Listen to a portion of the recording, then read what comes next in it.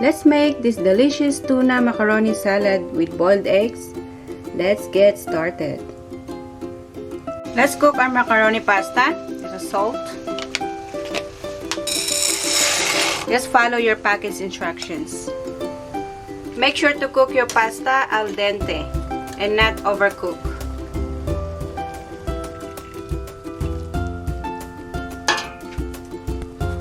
Now that our pasta is cool, let's mix our macaroni salad. These are celery, our carrots, grated carrots, black pepper, grated onions, sugar, vinegar,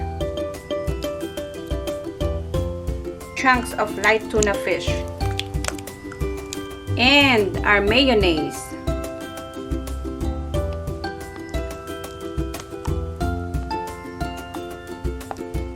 Oops, don't forget salt to taste. Now let's mix it up.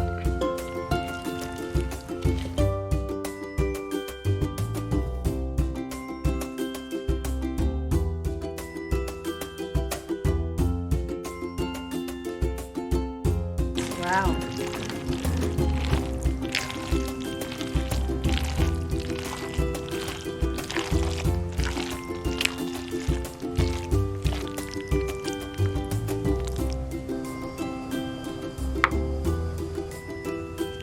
This is it, guys. Tuna macaroni salad.